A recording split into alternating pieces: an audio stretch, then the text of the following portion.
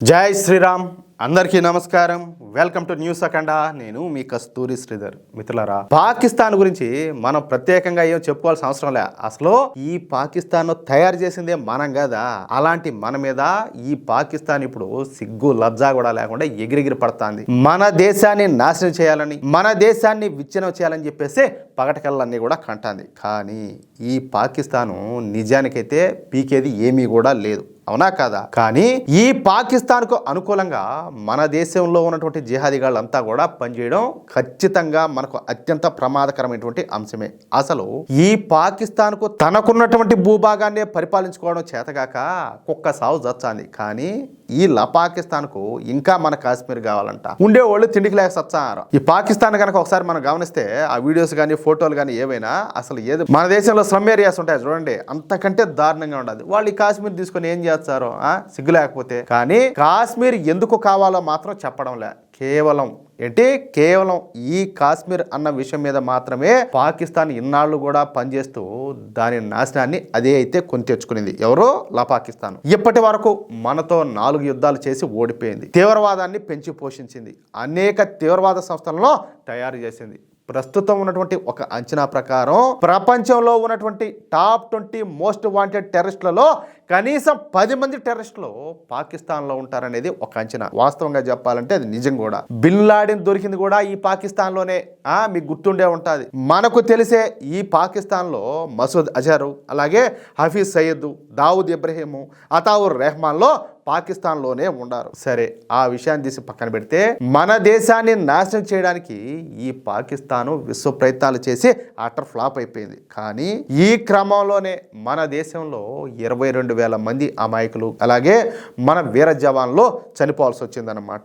ఏది వీళ్ళు చేసినటువంటి ఉగ్రవాద దాడులు వాటిలన్నింటిలో కూడా. ఇక్కడ మరొక విషయం ఏంటంటే, మన దేశంలో కాంగ్రెస్ ప్రభుత్వం కేంద్రంలో అధికారంలో ఉన్నంత కాలం ఈ పాకిస్తాను ఎలాంటి చీకు చింత లేకుండా, ఇటువంటి ఇబ్బంది లేకుండా, భయం లేకుండా బ్రహ్మాండంగా ఉంటా వచ్చిందనమాట. కాలు మీద కాలు వేసుకొని బతికింది. కానీ ఎప్పుడైతే కాంగ్రెస్ ప్రభుత్వం పడిపోయి భారతీయ జనతా పార్టీ ప్రభుత్వం వచ్చిందో, ఇక అప్పటి నుంచి ఈ ఉగ్రవాద దేశమైనటువంటి పాకిస్తాన్కు అష్ట కష్టాలన్నీ కూడా మొదలైపోయినాయి. ఇక అప్పటి నుంచి పాకిస్తానీలకు తినడానికి తిండి లేక, కట్టుకోవడానికి బట్ట లేకుండా పోయిందనమాట.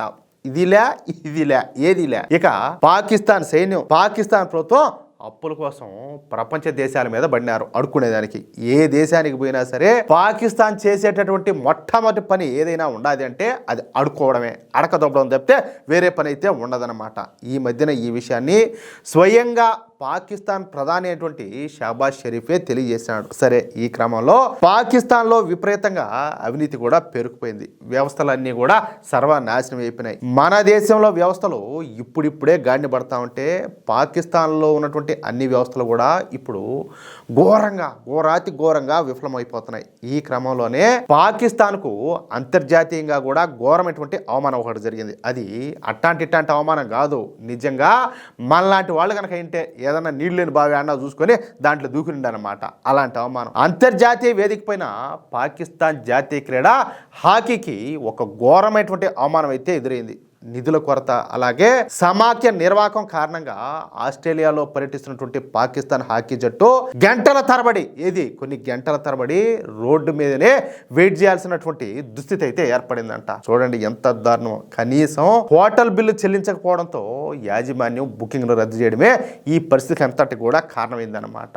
కనీసం హోటల్ బుకింగ్లకు డబ్బులు లేవంటే, అది కూడా చేతగాక, అది కూడా చేవ చచ్చిపోయినారంటే ఇంక ఇలా బతుకులు ఎందుకు?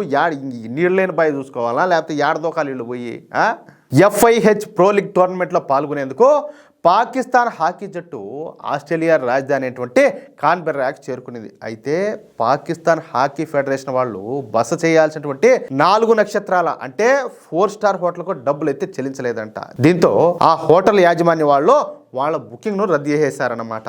ఈ విషయం తెలియనటువంటి ఆటగాళ్ళు, అధికారులు హోటల్కు చేరుకుని తమకు గదులు లేవని చెప్పి తెలిసి వాళ్ళంతా కూడా షాక్ అయిపోయారంట. అక్కడ ఉన్నటువంటి పరిస్థితిని చక్కదిద్దేందుకు ఆ జట్టు హెడ్ కోచ్ అయినటువంటి తాహిర్ జమాను పాకిస్తాన్లో ఉన్నటువంటి పిహెచ్ఎఫ్ పాకిస్తాన్ స్పోర్ట్స్ బోర్డు అధికారులను సంప్రదించేందుకు ప్రయత్నించినా కూడా ఫలితం అయితే లేకపోయింది. గంటల తరబడి రోడ్డుపైనే నిరీక్షించిన తర్వాత ఆ హోటల్ యాజమాన్యంతో మాట్లాడడంతో వాళ్ళు పరిమిత సంఖ్యలో అంటే లిమిటెడ్ గా గదులన్నింటినీ కూడా కేటాయించారు. దీంతో ఒకే గదిలో 2-3 ఆటగాళ్లు సర్దుకుపోవాల్సి వచ్చిందనమాట. మామూలుగా అయితే వీళ్ళంతా పెద్ద సెలబ్రిటీలు కదా, మామూలుగా అయితే ఒక్కొక్కరికి ఒక రూమ్ ఇచ్చారు స్టార్ హోటల్లో, కానీ అక్కడ ఆ సీన్ అయితే కనిపించలేదన్నమాట. వాస్తవానికి జట్టు వసతి కోసం పిఎస్బి ఇప్పటికే పిహెచ్ఎఫ్ కు సుమారుగా $49,000 నిధులను విడుదల చేసినట్టు తెలుస్తుందన్నమాట. అయినప్పటికీ బిల్లు చెల్లించకపోవడం ఫెడరేషన్ యొక్క వైఫల్యాన్ని ఎత్తి చూపుతుంది.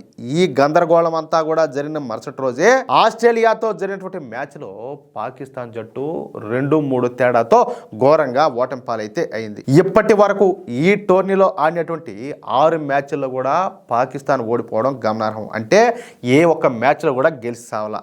అర్థమైందా? అదన్నమాట సంగతి. అంటే పాకిస్తాన్ పరిస్థితి ప్రస్తుతం కుక్కలు సించేసినటువంటి విస్తర మారి తయారైపోయిందన్నమాట. మిత్రులారా, చూశారు కదా, సొంత ఇంటిని చక్కదిద్దుకోవడం చేతగాక పక్క దేశం మీద పడి ఏడవడమే పనిగా పెట్టుకుంటే ఎట్టుంటదంటే ఇదిగో ఈ పాకిస్తాన్కి బట్టి ఎట్టే ఉంటుంది అనమాట గతి. ఆకలితో అలమటిస్తామన్నా, కట్టుకోవడానికి బట్ట లేకపోయినా ఇంకా మన భారతదేశం పైన కుట్రలు చేయాలనేటువంటి పాకిస్తాన్ ఒక్కరి బుద్ధి మాత్రం ఇప్పటికి కూడా మారడం లే. ఈ ఘోరమైనటువంటి అవమానం పాకిస్తాన్ లో ఉన్నటువంటి వ్యవస్థల యొక్క వైఫల్యానికి ఒక నిదర్శనం అన్నమాట. ఇలాంటి మరెన్నో ఆసక్తికరమైన అలాగే లోతైనటువంటి విశ్లేషణల కోసం మన న్యూస్ అఖండ ఛానల్ ని ఇప్పుడే సబ్స్క్రైబ్ చేసుకోండి. అలాగే ఈ వీడియోని లైక్ చేసి మిత్రులకందరూ కూడా షేర్ చేయండి. జై శ్రీరామ్, జై హింద్, భారత్ మాతాకి జై.